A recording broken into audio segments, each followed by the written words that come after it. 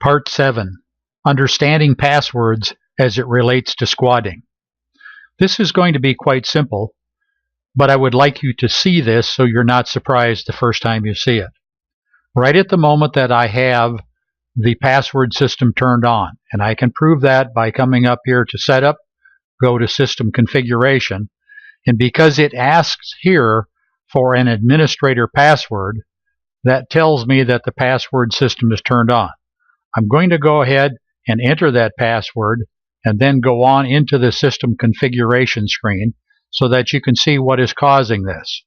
If we go down to the Advanced button in the lower left-hand corner and click, and then look on the second tab, up here on the upper left-hand portion, you'll see that I have checkmarked Enable Shooter Passwords. So that is the reason why the passwords are on, and when the passwords are on, I'm going to click OK, and then I'm going to click OK.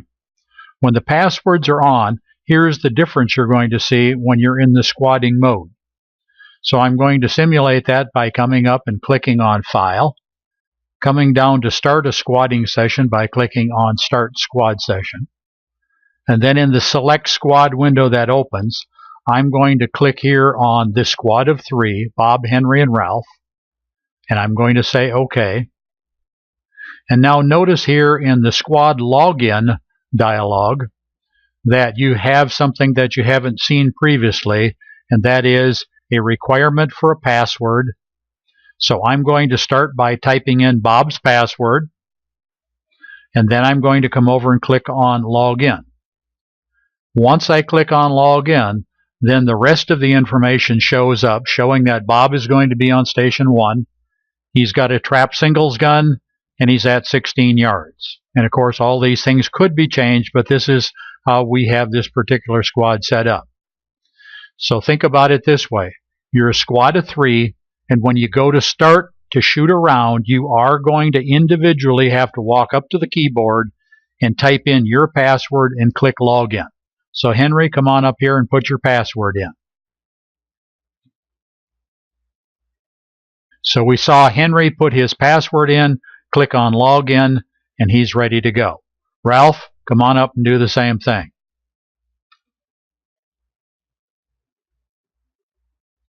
All right, Ralph did the same thing, and we are now ready.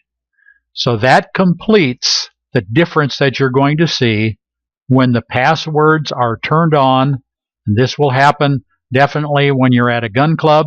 This may happen if you're in a youth group. This may happen anytime that squadding software is being used and the owner or operator of the machine has decided that he's going to use the password protection that the dry fire system provides. So having entered this information and ready to go, you then click OK, and it's ready to go just like it has been in other situations. There's no difference from this point on. When the round is over with and you're going to start another round, it's going to bring you right back to this same thing, and I'll demonstrate that by clicking Finish Round. Then I'm going to go ahead and say OK to the print portion, and then notice that when I comes back, we're ready. We will have to put our passwords in again to shoot another round. I hope that helps you.